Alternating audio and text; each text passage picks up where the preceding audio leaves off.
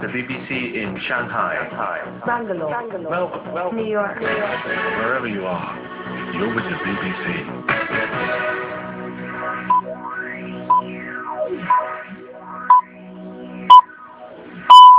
Welcome to World Briefing from the BBC World Service with Audrey Brown. It's midnight GMT.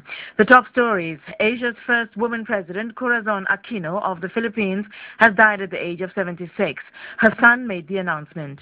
Our mother peacefully passed away at 3:18 a.m. She would have wanted us to thank each and every one of you for all the prayers and your continued love and support. We'll look back at her life and achievements. But first, we'll start with the news. BBC News with Nick Kelly. Asia's first female president, Corazon Aquino, who led the Philippines for 6 years, has died of cancer at the age of 76.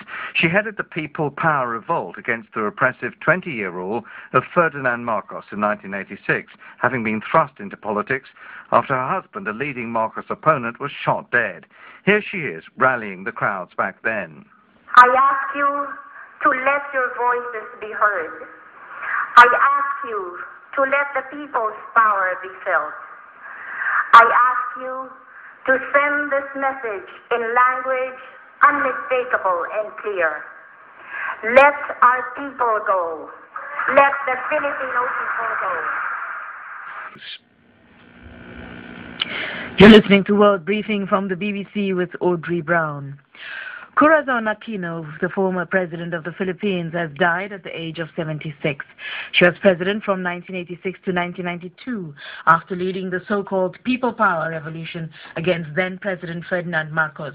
She was also Asia's first female president. Mrs. Aquino's son, Benigno Aquino Jr., announced her death.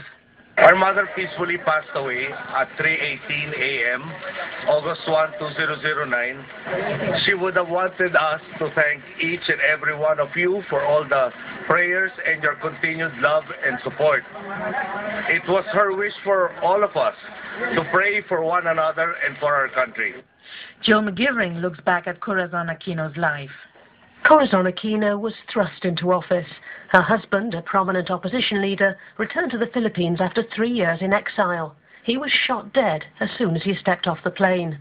Many saw his murder as further evidence that President Ferdinand Marcos was nothing more than a dictator. Corazon Aquino was reluctant to enter politics, but the opposition was in disarray. When the country faced snap elections in 1986, she seemed the best hope of harnessing what was soon called people power. I ask you to let your voices be heard. I ask you to let the people's power be felt. I ask you to send this message in language unmistakable and clear. Let our people go. Let the Filipino people go. She called herself just a housewife, an ordinary citizen with strong religious faith. After years of political corruption and intrigue, the country found her lack of experience refreshing. When President Marcos declared himself the winner, the opposition accused him of rigging the elections. Tanks appeared on the streets of Manila. There was fear of civil war. As the crowds grew and some key military figures announced support for the opposition, Corazon Aquino did take office. She'd come to power on a tidal wave of expectation. She restored many of the freedoms eroded in the Marcos era. But the country was bankrupt. Millions lived in poverty. She was criticized for failing to implement sweeping economic change, including land reform. She retired from politics in 1992. But it's as the leader of the largely peaceful People's Revolution that she'll be most remembered. A revolution that toppled a dictator and set the Philippines back on the road to democracy. Jill McGivering. When President Obama entered the White House,